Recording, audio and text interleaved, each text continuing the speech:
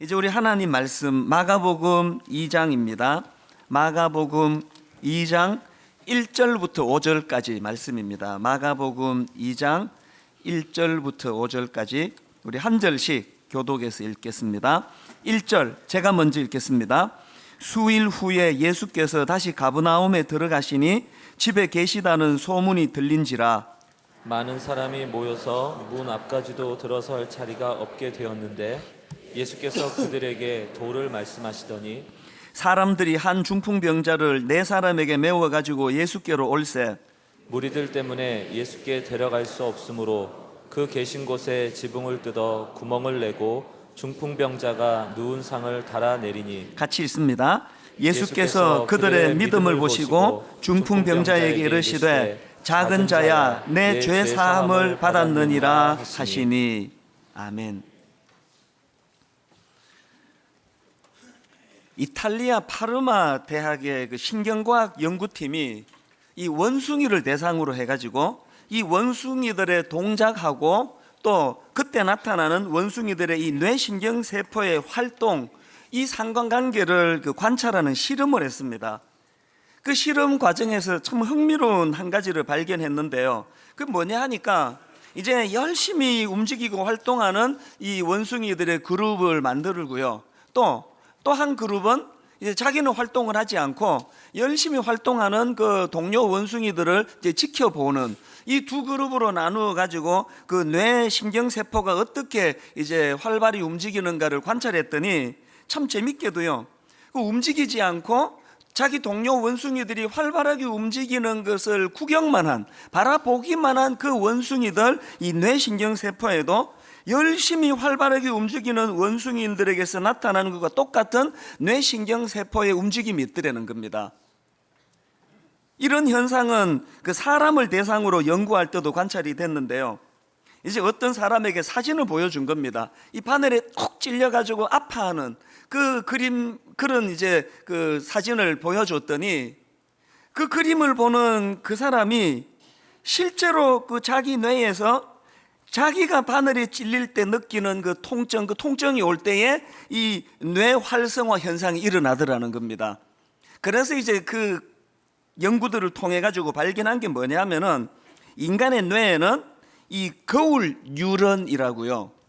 내가 아프지 않은데 저 사람이 아플 때 같이 아파할 수 있도록. 내가 기쁜 일을 겪은 거 아닌데 저 상대방이 기뻐하면은 함께 기뻐할 수 있도록 이 거울 뉴런이라는 게 이 뇌 속에 있더라는 것입니다. 작년에 세월호 사건이 터졌을 때 전 국민이 마치 내 자식이 그런 아픔을 겪은 것처럼 같이 울고 같이 힘들어하고 같이 분노하고 그렇게 함께 눈물 흘릴 수 있는 이 원동력이 바로 이 인간의 뇌에 있는 이 거울 뉴런이라는 신경 조직 때문에 그렇다는 겁니다. 하나님께서 우리 인간을 창조하실 때 그냥 기능적으로 똑똑하기만 한 그런 존재로 만들지 않으시고 그 인간의 뇌 속에 이 거울 뉴런을 심어주시는 하나님의 의도하심이 뭐겠습니까? 이게 하나님의 창조 질서라는 거예요. 그래서 로마서 12장 15절에 있는 즐거워하는 자들과 함께 즐거워하고 우는 자들과 함께 울라, 이 말씀은 다른 게 아니고 내가 너희를 창조할 때 심어주었던 너희 뇌 속에 있는 이 거울 뉴런, 이것이 잘 활성화되도록 해라, 그 말씀이에요. 오늘은 우리가 장애인 주일로 예배를 드리고 있습니다. 제가 몇 주 전서부터 이제 이 장애인 주일에 어떤 본문 말씀을 가지고 말씀을 전하면 좋을지를 참 많이 고심하면서 이 본문도 살펴보고 저 본문도 살펴보고 그렇게 했는데요. 제가 이제 이 장애인 주일을 준비하는데 계속 내 머릿속에서 성경의 한 장면이 떠나지를 않는 거예요. 그 어떤 장면인가 하니까 요한복음 11장에서 나오는 이 울고 계시는 예수님의 모습이에요.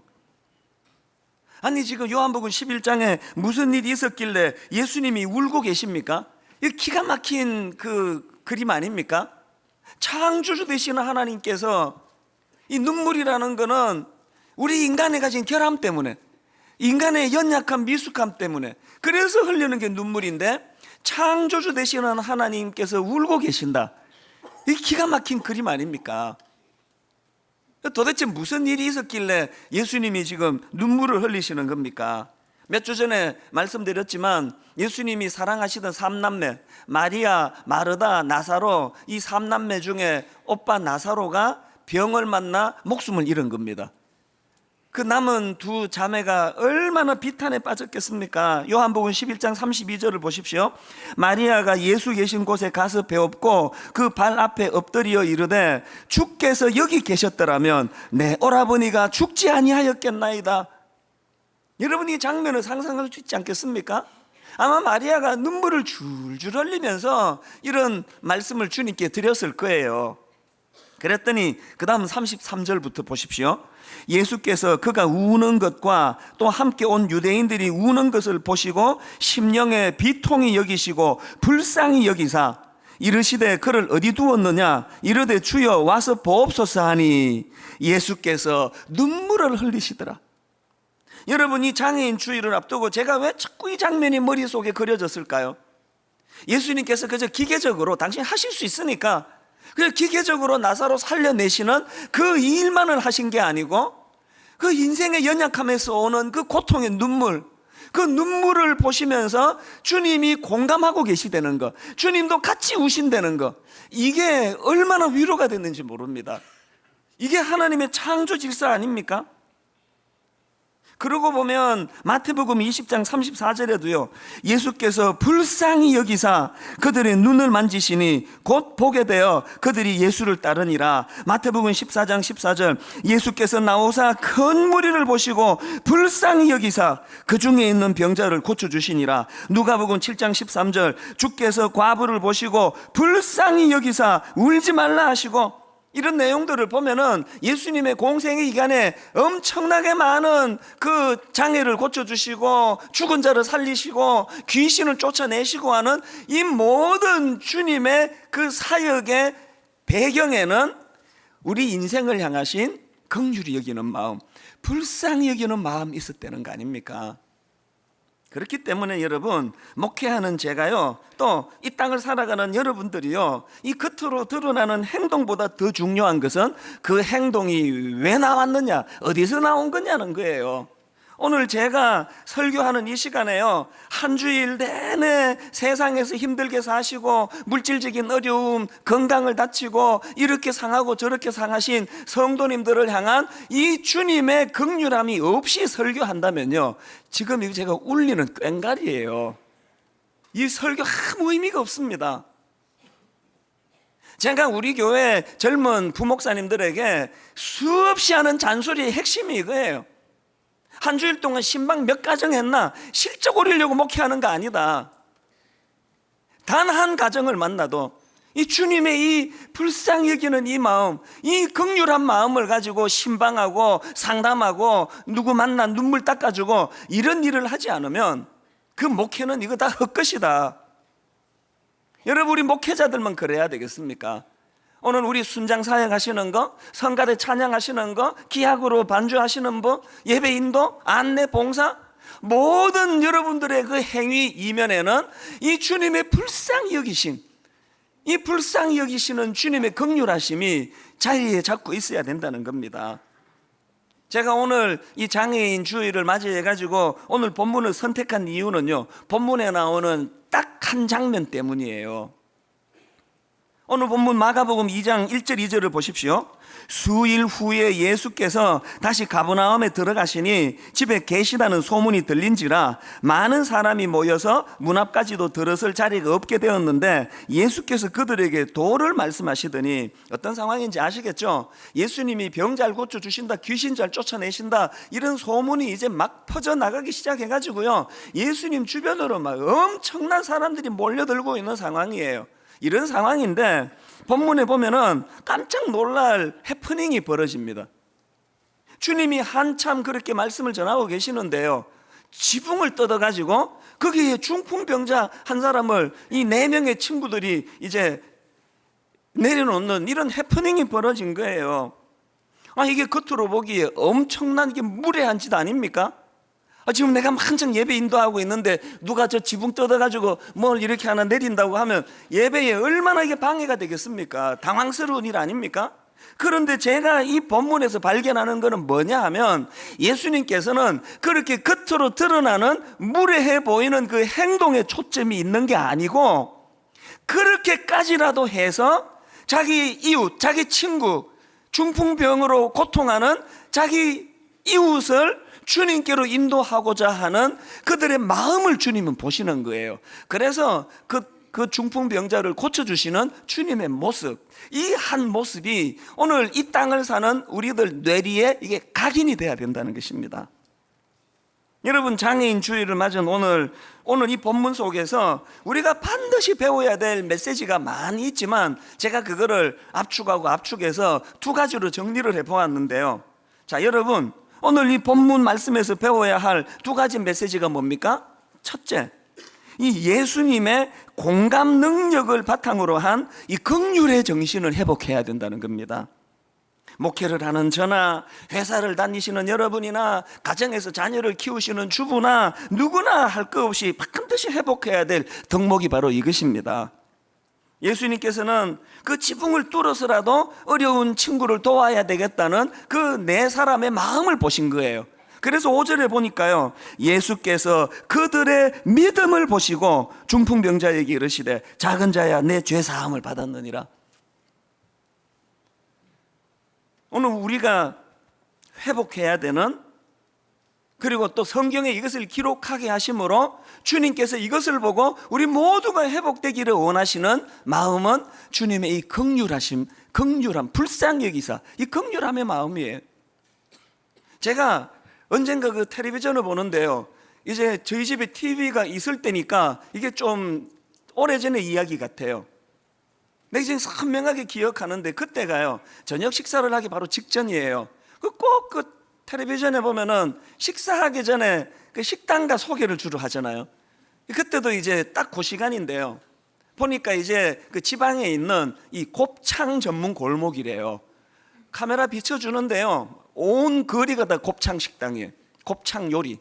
그래서 이제 막 지글지글 그 곱창 요리하는 거를 보여주다가 그 방송하는 PD가 딱 보니까 의도를 가지고 하나의 포커스를 두는 게 있더라고요. 그게 뭐냐 하니까요, 제가 지금 그 시간은 기억할 수가 없는데요, 한창 지금 그 식당이 잘 될 시간이에요. 뭐 한 8시 반, 9시 뭐 그 정도 시간일 거예요. 큰 식당들이 일제히 식당 정리를 하는 거예요. 문을 닫으려고. 그래서 이제 막 설거지하고 의자 정리하고 막 문 닫을 준비하고 손님을 더 안 받는데요, 카메라 하나가 이제 가까이 그 식당으로 다가가가지고 이제 그 설거지 하고 있는 그 식탁을 훔치고 있는 그 식당 여주인에게 묻는 거예요. 아니, 왜 식당을 이렇게 일찍 닫습니까? 여러분, 그때 그 설거지를 하던 그 여주인의 한마디가요, 제 마음속에 충격을 줬어요. 딱 이렇게 한마디 하더라고요. 아, 주변에 작은 식당들도 먹고 살아야지요. 내가 그때 받았던 이 전율을 내가 잊을 수가 없습니다. 그 곱창 전문 식당에 큰 교회들이, 교회가 아니고 큰 식당들이, 교회도 이랬으면 좋겠다는 마음이 아까 2부 때부터 계속 내가 지금 교회 그러는데요, 교회가 아니고 식당, 이 큰 식당들이 서로 그렇게 합의를 봤나 봐요. 그리고는 일정 규모 이상의 큰 식당들이 일제히 문을 닫으면서 주변에 작은 식당들도 먹고 살아야지요. 여러분, 지금 우리 대한민국이 갈등이 얼마나 많습니까? 이렇게 저렇게 갈등이 많은, 세계적으로 갈등이 많은 나라인데요, 저는 그 식당 주인에게서 뭘 배우느냐, 여러분, 이 갈등이 많다 할 때요, 이 갈등을 푸는 열쇠는 있는 자, 높은 위치에 있는 사람, 권력 있는 사람, 가진 사람, 부자, 이들이 풀어야 되는 거예요. 이치 따지지 말고. 여러분, 그 식당 주인이 이치를 따져서 말한다면 그 말이 됩니까? 아니, 자본주의 세상에 내 능력으로 내가 키워서 내 돈으로 돈 버는데 내가 뭐 저 작은 식당까지 내가 신경 써야 됩니까? 그게 논리에 맞는 이야기예요. 그런데 여러분, 오늘 우리가요, 이 논리가 너무 앞서는 세상에 살다가 보니까 하나님의 창조 질서 속에 하나님이 심어주신 이 거울 뉴런이 지금 작동을 못하는 세상 아닙니까? 만약에 여러분, 주님께서 우리에게 우리가 이렇게 좋아하는 시시비비가 아니고 논리를 따져가지고 주님이 우리를 대하셨다면요, 오늘 우리 구원 못 받습니다. 네가 죄 짓는데 내가 왜 십자가를 져야 되니? 네 말이 되니 이게? 논리 그러지 마세요. 오늘 우리가 하나님께서 우리 뇌 속에 심어주신 이 거울 뉴런이 작동이 돼야 돼요. 그래서 이치를 따지고 논리를 따지는 게 아니고, 사실 저는 지금 분당 우리 교회가 기존 신자 등록을 안 받는 것이 저에게 많은 부담이고 괴로움이에요. 눈물을 흘리면서 왜 꼭 이 교회에 등록을 해야 되는지를 설명하시는 분들을 만나면 마음이 너무 괴로워요. 그리고 저한테 무슨 권한이 있다고 이 교회에 찾아오신 성도들을 내 마음대로 등록을 안 받느냐고요. 이게 하나님 앞에서 내가 이 연자맷돌을 목에 매야 되는 짓이 아닌가, 그런 두려움이 올 때가 있습니다. 그럴 때마다 저는 하나님께 기도합니다.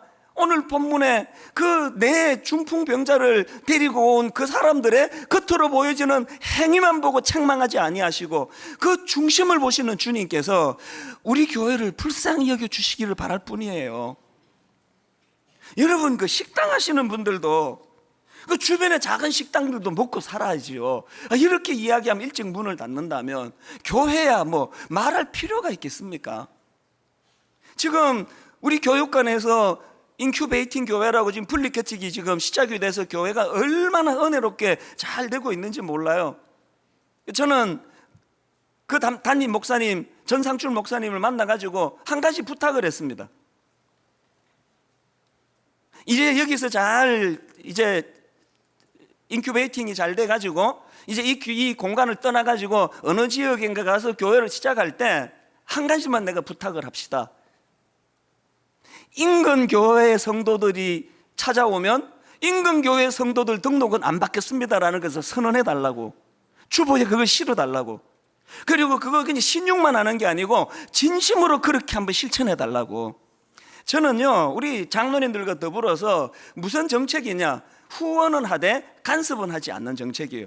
뭘 어떻게 하든지 간섭하지 않습니다. 왜 하나님의 교회를 제가 간섭합니까? 그러나 앞으로 우리 분리개척이 계속 이루어질 때 이것만큼은 제가 간섭할 생각이에요. 여러분, 어느 지역에 큰 교회에 있던 교회가 분리개척해서 그 교회를 시작한다면 그 인근의 작은 교회들 다 긴장합니다.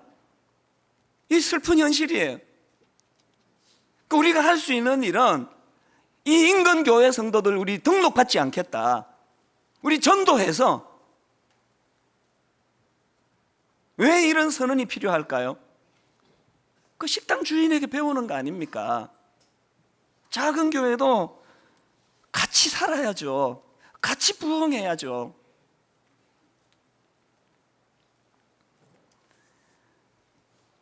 지난 주간은 제 마음이 참 복잡했습니다. 그 세월호 1주년이 되는 그 시점이니까 모든 분들이 다 그러겠지만 저는 또 목회자다가 보니까 저를 돌아보고 제 자신을 또 반성하고 그 이런저런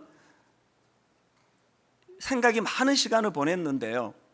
그런데 이 세월호 사건과 관련한 기사 하나가요, 오래전 그 식당 주인에게서 제가 받았던 그 감동을 그대로 전해받는 기사를 하나 봤습니다. 그 기사의 주인공은요, 그날 그 세월호 사건에서 941생으로 살아난 단원고 여학생 이야기예요.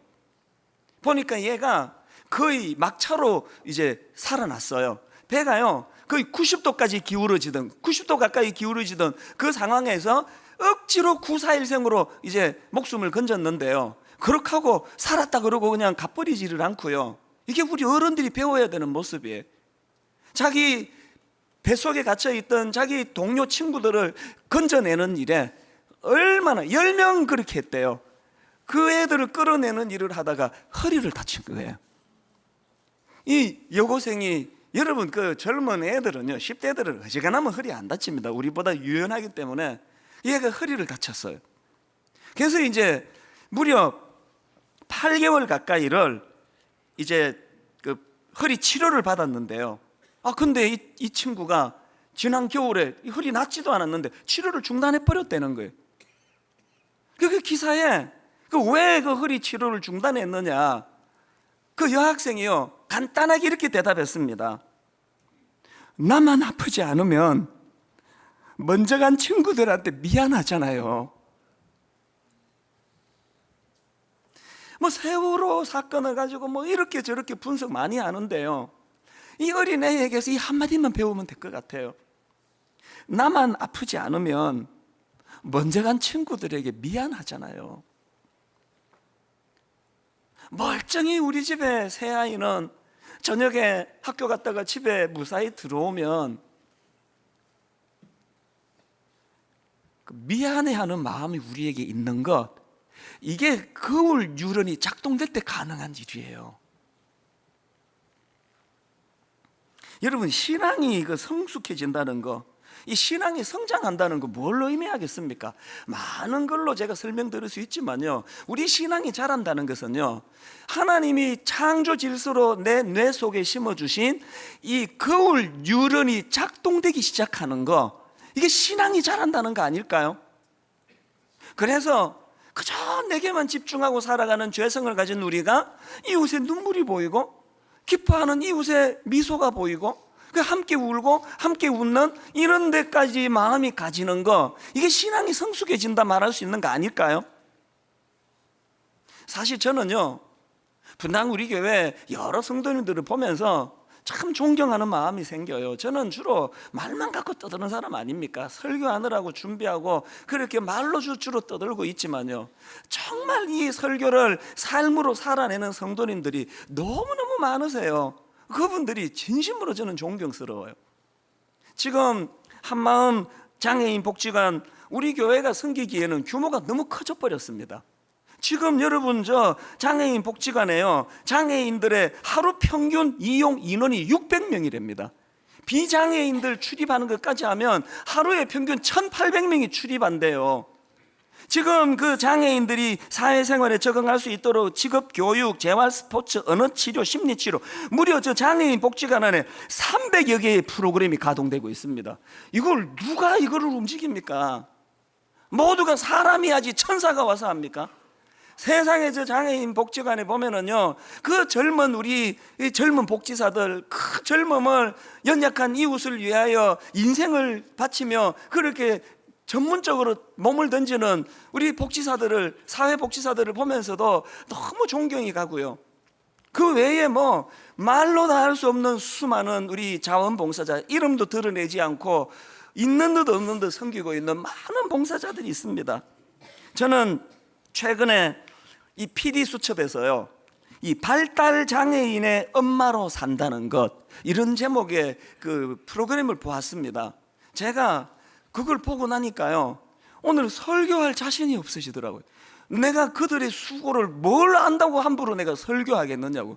이 상상을 초월하는 수고 속에서 그들이 하루를 버티고 있더라고요. 그 중에 참 마음이 아팠던 것은요, 이 치과 치료, 이 발달 장애인 아이들이 이제 막 행동이 부산하기 때문에 치과에 가서 앉혀놓을 수가 없는 거예요. 그런데 너무 마음이 아팠던 게요, 치과 치료를 조금 그 제대로 된 이제 치료를 받으려면은 전신 마취를 해야 된다는 거예요.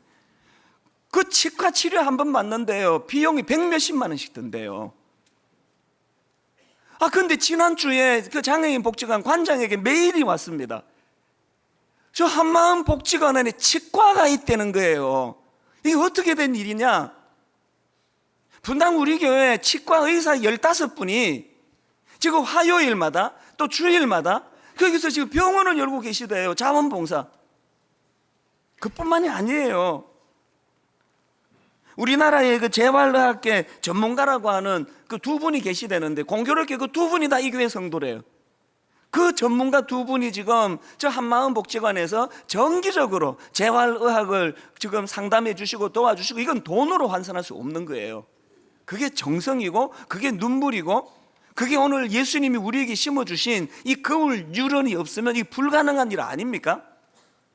여러분, 다음 주에 이제 우리 창립 13주년 기념 예배를 드릴 때 설교 끝나면 특별 찬양을 여러분 보실 텐데요, 이제 준비하고 있는 특별 찬양은 지금 한마음 복지관 우리 장애인 합창단이에요. 이 장애를 가진 청년들이 지금 합창단을 만들어서 점점 그 실력이 지금 좋아지고 있는데, 어느 정도인가니까요, 여러분, 지난 연말에 저 한마음 합창단이요, 성남 시립교향악단하고 협연을 했답니다. 이런 일이 어떻게 가능했나? 뭐 대학 음악 교수로 계시는 집사님께서 공을 들이고 시간을 들이고 땀을 들이고 정성을 들인 열매랍니다. 다음 주일 보실 거예요, 그 열매를요. 이런 소개를 제가 하자면은요, 오늘 설교 시간을 다 쓸 수가 없습니다. 이름 없이 빛도 없이 이분들 외에도 너무나 많은 신실한 주님의 자녀들이 이 거울 유런이 작동이 되기 때문에 이 섬김을 하고 있는 거예요. 전 여러분께 참 감사하는 게요, 지난 주일 저 한마음 스토어 재활용품을 좀 가져달라고 봉투를 나누어 드렸는데, 봉투가 여러분 11,000장이 나갔답니다. 11,000장이. 작년 이맘때도 그 수거하는 행사를 한번 가졌는데요, 여러분이 수거에 집에서 안 쓰시는 헌 옷가지나 물건들을 이걸 우리 장애인 복지관에서 판매를 했는데요, 수익금이 6천만 원이었답니다. 이거 여러분 양복 한 벌 뭐 15,000원, 뭐 티셔츠 하나 2,000원, 뭐 이런 식으로 저가로 팔아가지고 이게 6천만 원 수입이 된다면 도대체 얼마나 많은 물품들을 가져왔길래 이게 가능하겠냐고요. 그래서 제가 눈물이 나는 게 너무 여러분이 제가 고마운 거예요. 저희 교회의 꿈은요, 제 꿈은요, 그래서 장애인들 불쌍하다 안 됐다 이거 아니에요. 뭐가 불쌍합니까? 주님 앞에 한 형상을 닮은 똑같은 한 인격체예요. 저희가 꿈꾸는 거는요, 저들을 불쌍히 여기는 대상이 아니고 고용 창출해 주는 거예요. 그들이 일자리를 가질 수 있도록. 여러분 지난주 예배 나가고 봉투 나눠주던 그 청년들 보셨을 거예요. 드디어 작년에 여러분이 해주신 그 큰 물건 기증 때문에요, 6천만 원의 그 큰 수익금을 가지고 장애인을 고용했습니다. 그들에게 일자리를 주고, 이런 일들이 점점 분당 우리 교회 안에서 많이 일어나게 되기를 바랍니다. 더 많은 성도님들이 기도하시고 더 많은 성도님들이 참여하셔서 여러분 우리 교육관에서 지금 진행되고 있는 중증 그 장애인들 주간보호센터 35세 이상 중증 장애인 그 담당자 메일을 제가 받고 마음이 뭉클했는데요, 나이가 39인가 중증 장애인인데요, 1년에 한 번인가 두 번 이제 한 주간 방학이 있대요. 저기서 이 39된 이 청년이요, 중증 장애인이요, 몇 달 전부터 한 걱정을 한대요. 한 주일 쉬면 안 되는데. 여러분 거기서 함께 같이 봉사하고 그들과 더불어 함께 웃고 함께 우는 이런 자원봉사들이 많이 필요한 거 아닙니까? 그런가 하면은 두 번째로 오늘 본문에서 우리가 배워야 될 포인트가 하나 더 있습니다. 여러분 진정한 회복은요, 예수님 만나야 가능하다는 사실을 인식하는 거예요. 오늘 본문에 지금 중풍병자를 고쳐주시는 과정을 보면 굉장히 중요한 메시지를 발견하는데요, 자 11절에서 예수님이 이 중풍병자의 병을 고쳐주십니다. 내가 내게 이르노니 일어나 내 상을 가지고 집으로 가라 하시니, 이렇게 그 소원을 들어 육신의 연약함을 고쳐주시는데요, 중요한 건 뭐냐, 그 앞에 주님이 하시는 게 하나 더 있습니다. 5절을 한번 다시 보세요. 예수께서 그들의 믿음을 보시고 중풍병자에게 이르시되 작은 자야 내 죄 사함을 받았느니라 하시니, 저는 이게 너무나 중요한 원리가 여기에 있다고 생각을 합니다. 우리 인간은요 이 병든 인생이에요. 그래서 영안이 다 다쳐가지고 눈에 보이는 것밖에 못 봐요. 그래서 그 내 친구들은 그저 눈에 보이는 이 중풍병자의 병든 육신만 치유받으면 되는 걸로 생각하는데, 주님의 시각은 다르세요. 내 죄 사함을 받으라. 오늘 영안이 열려야 돼. 영안이. 여러분 비장애인, 난 장애가 없어, 그래서 여러분은 장애가 없다고요? 장애인 비장애인 하는 가릴 것 없이 우리 모두는 주님 앞에서 이 주님의 선포가 필요합니다. 내 죄 사함을 받아라. 여러분 생애에 한 번도 하나님의 이 선포를 못 듣고 신앙생활 하고 계시다면 우리가 다 장애. 오늘 육신의 연약함을 가지고 있는 그들을 장애인이라고 표현하는 것조차도 이게 하나님 앞에서 이게 옳은 표현인가? 육신이 불편할 뿐이에요. 저는 장애인 주의를 맞아서 오래전부터 사모했습니다. 하나님이 이 예배를 통하여 장애인 자녀를 둔, 장애인 가족을 둔, 그래서 참으로 수고 많이 하는 우리 이웃들이 오늘 이 예배를 통해 위로를 받고 쉼을 얻고 회복이 있는, 능력이 나타나는 예배가 되기를 원합니다. 여러분, 이 일이 나타나기 위해 한 가지 꼭 해야 되는 게 뭐냐? 영안이 열려 주님을 만나야 돼요. 주님을 만나야 돼요. 욥을 한번 보세요. 욥이 인생의 고난을 만나, 요즘으로 말하면 그 장애를 만난 거 아닙니까? 사업이 다 파탄하고 풍지박산이 되고 인생이 몰락하는 그 가운데 하나님을 많이 원망했는데, 욥이 그 어떻게 치유를 받았나? 욥기 42장 5절 6절에 답이 있습니다. 욥이 한 말이에요. 직접 들어보세요. 내가 주께 대하여 귀로 듣기만 하였사오나 이제는 눈으로 주를 배옵나이다. 그랬더니 어떤 결과가 나타났습니까? 그러므로 내가 스스로 거두어 드리고 티끌과 제 가운데에서 회개하나이다. 욥도 하나님을 원망하고 불평하고 왜 내게 이런 아픔을 주느냐고 그랬는데, 주님을 인격적으로 만나고 난 다음에 치유가 됐다는 거예요. 회개했대요. 근데 여러분, 여기서 중요한 게 뭔가 하면은요, 하나님께서 욥을 만나가지고 세세콜콜 그 모든 인생의 비밀을 다 가르쳐 주신 거 아니에요. 네가 왜 이런 장애를 겪게 됐는가 하면, 네가 왜 이런 가정에 어려움이 생겼냐 하면, 네 사업이 왜 망했냐 하면 설명 하나도 안 하세요. 하나도 설명 안 했는데, 욥은 그냥 하나님께서 자신을 당신에게 보여주시는 그 일로 말미암아 욥이 깨닫게 된 게 뭐예요? 내 삶에 일어나는 이 모든 일 다 이해할 수 없지만, 그러나 하나님이 이 사실을 알고 계시는구나. 하나님이 여기에 함께 하기를 원하시는구나. 하나님이 함께 자기를 붙잡고 계시다면 난 망하지 않겠구나. 이거 깨달으니까 원망이 없어지더라는 거예요. 여러분, 사람이요, 내가 겪고 있는 이 일의 의미만 깨닫는다면 고난이 아닙니다. 인생은 해석이라 그러지 않습니까? 어떤 집사님 이야기를 제가 오래전에 듣고요, 이걸 내가 메모를 해놨습니다. 너무 제가 은혜를 받아가지고. 이 집사님의 자녀가 소아마비예요. 소아마비. 모든 부모가 다 그랬을 거예요. 백방으로 이 아이 소아마비를 고치려고 너무너무 애를 많이 쓰셨는데요, 고칠 수가 없었습니다. 이게 좌절 아닙니까? 하나님을 많이 원망했대요. 도대체 왜 이러시느냐고. 아니, 하나님 내게 이럴 수가 있느냐고. 그런데 이 여집사님에게요, 욥이 경험했던 그 은혜를 경험한 거예요. 내가 주께 대하여 귀로 듣기만 하였사오나 이제는 눈으로 주를 배옵나이다. 하나님을 만나고 나서 이 여집사님의 불평이 어떻게 바뀐지 아십니까?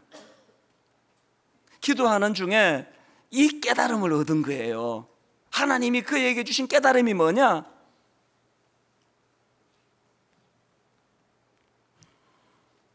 이 귀한 아이를 너희에게 밖에 맡길 데가 없어서, 이 귀한 아이를 너희 가정밖에는 맡길 데가 없어서, 그 어머니가 그거 깨닫고 주님 앞에 눈물로 회개했답니다. 죄송합니다, 하나님. 그것도 모르고. 저는 지난 고난주간에 불렀던 그 찬양 후렴이 이번 이 장애인 주일을 준비하는 내내 머릿속에 맴돌았습니다. 십자가 십자가 내가 처음 볼 때에 나의 마음의 큰 고통 사라져. 어떻게 사라지게 됐습니까? 오늘 믿고서 내 눈 밝았네. 참 내 기쁨 영원하도다. 소아마비의 자녀를 기르다가 주님 은혜를 깨닫고 기쁨이 회복됐던 그 여집사님처럼 오늘 여기 수많은 장애인 가족들, 그 부모님들, 그리고 이런저런 사연을 갖고 아픔을 갖고 계시는 수많은 우리 비장애인 여러분 모두에게 이런 놀라운 역사가 일어나기를 원합니다. 십자가 십자가 내가 처음 볼 때에 나의 마음의 큰 고통 사라져. 오늘 믿고서 내 눈 밝았네. 참 내 기쁨 영원하도다. 예수님 만나셔야 돼요. 이 기쁨 회복하셔야 돼요. 내 눈 밝아져야 이 고통 중에도 찾아오시는 주님으로 기쁨이 회복될 줄로 믿습니다. 오늘 저는 결론을 맺으면서 우리 사랑부에서 동영상을 하나 만들었습니다. 이 동영상을 같이 보는 것으로 오늘 말씀의 결론을 맺으려고 하는데요, 우리 같이 보시도록 하겠습니다.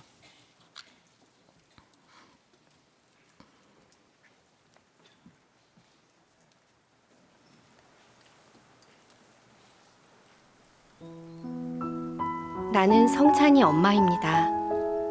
성찬이를 가졌을 때 이렇게 기도하였죠. 하나님을 아는 아이로 자라게 해주세요. 교회 전도사인 외할머니의 기도가 더하여졌고 두 누나의 기대감 속에 성찬이는 더없이 사랑스러운 모습으로 저희 가족이 되었습니다. 아이의 눈망울이 어찌나 크고 초롱초롱하였는지 오물오물 젖을 먹는 아이를 보고 있으면 아이의 눈 속에 작은 우주가 들어있는 듯 했습니다. 성찬아, 사랑해. 그러나 아이의 눈망울에서 보았던 그 우주는 성찬이 자신만의 세계였음을 나는 곧 알게 되었습니다. 사람들은 성찬이가 자폐성 장애라고 하였습니다. 하나님, 나는 성찬이를 어떻게 받아들여야 하나요?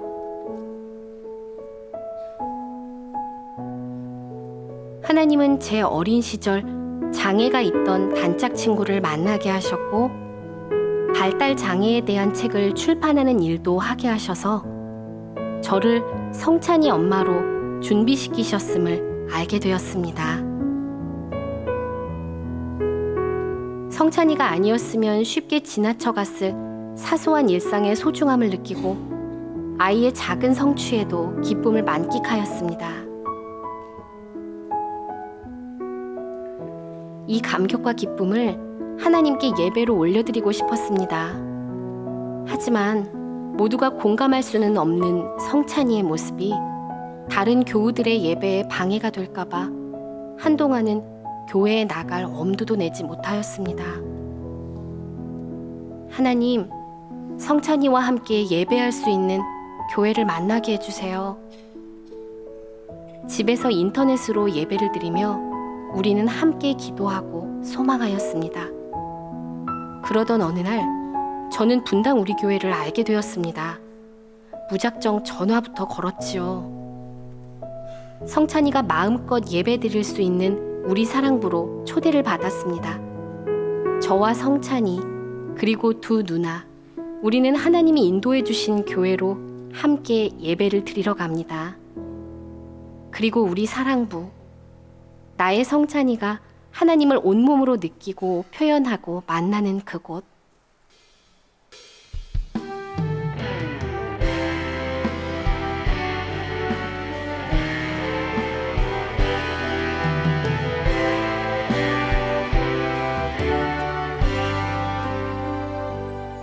지금 서 있는 이곳에서 높임을 받으소서.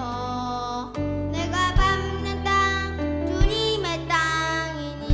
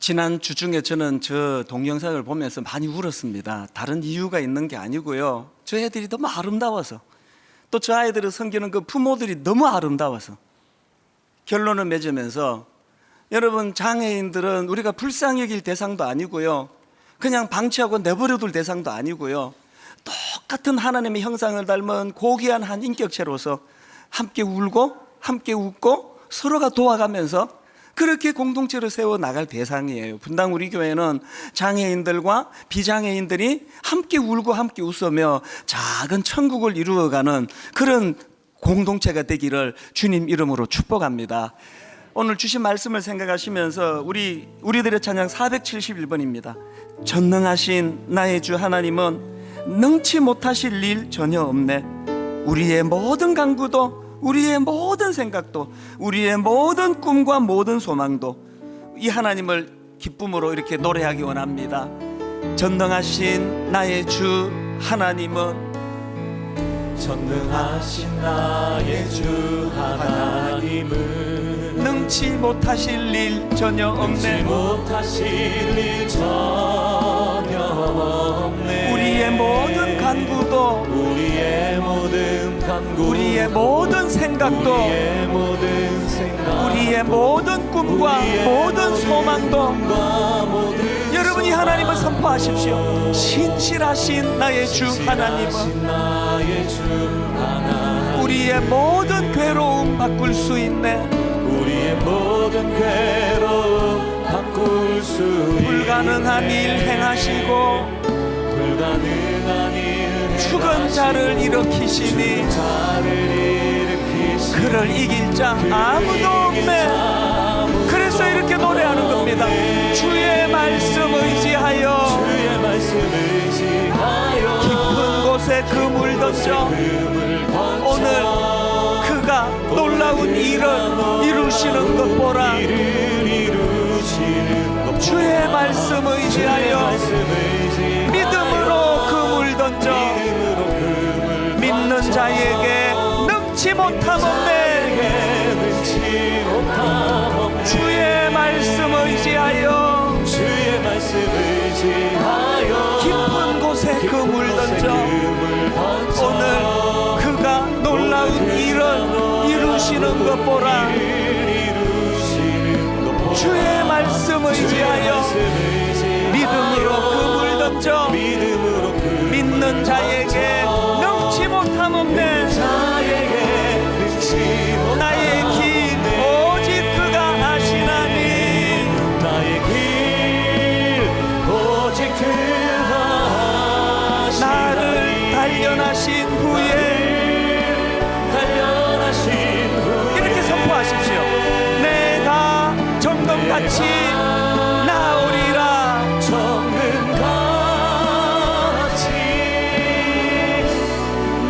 우리 다 자리에서 일어나셔서 다시 한번 선포하십니다.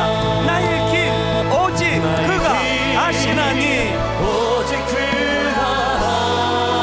나를 단련하신 후에 힘있게 선포하십시오. 내가 정금같이 나오리라. 주가 보이신 생명의 길, 주가 보이신 생명의 나 길, 주님과 나 함께 주님과 함께 상한 마음을 드리며 주님 앞에 나아가리. 주님 앞에 여러분이 사실을 선포하십시오. 나의 의로움이 되신 주, 그 이름 예수. 그 이름 여러분 이렇게 선포하십시오. 나의 길이 되신 이름, 그 이름 예수. 나의 길 오직 그가 아시나니 오직 그가 아시나니 나를 단련하신 후에 내가 정금같이 나오리라. 오늘 말씀 생각하면 우리 통성으로 기도할 때 하나님, 장애인 비장애인 가릴 것 없이 우리는 은혜가 필요합니다. 욥이 만났던 그 하나님, 귀로만 듣던 그 하나님 눈으로 목도하며 은혜 받기 원합니다. 장애인과 비장애인이 함께 손잡고 어우러져 작은 천국을 이루는 교회 되게 하여 주시옵소서. 통성으로 같이 기도하시겠습니다. 살아계신 하나님 아버지, 하나님의 은혜가 오늘 예배 가운데 풍성히 임하게 하여 주시옵소서. 아버지, 장애인들을 섬기느라 수고하는 우리 많은 가정의 부모님들, 그 가족들, 하나님의 말씀으로 위로가 있게 하여 주시옵소서. 하나님의 말씀으로 치유가 있게 하여 주시옵소서. 하나님의 말씀이 아버지 하나님 의미가 되고 소망이 되고 능력이 되어서 용처럼 일어나 주님 앞으로 달려나가기를 원합니다. 하나님,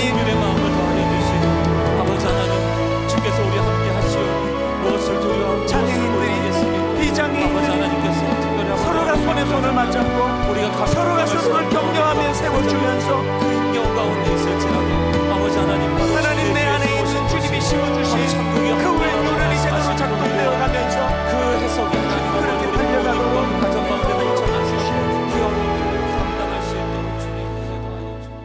하나님, 장애인 주일입니다만 인간들이 어떻게 알고 그들을 위로하겠습니까? 하나님 친히 위로하여 주시고 그 귀한 생명을 맡길 데 없어 너희 가정에 맡겼다. 주님이 말씀이 들려지게 해주시고 아버지, 소망을 가지고 달려나가도록 은혜 주시기 원합니다. 장애인 비장애인 가릴 것 없이 우리 모두에게 하나님 은혜 주시기를 원합니다. 불쌍한 눈으로 그들을 보지 않게 하시고 그들을 방치하지도 않게 하시고 똑같이 하나님의 형상을 닮은 아름다운 한 지체 한 영혼으로 우리가 장애인들을 손에 손을 맞잡고 그렇게 달려나가는 아름다운 교회 되게 하여 주시옵소서. 우리 주 예수 그리스도의 은혜와 하나님 아버지의 다함 없는 사랑과 성령님의 감동, 감화, 위로, 교통 충만하심의 역사가 오늘 주신 말씀 마음에 담고 힘 얻어 달려가기로 다짐하는 모든 주의 자녀들 머리 위에 지금부터 영원토록 함께 하시기를 간절히 축원하옵나이다. 아멘.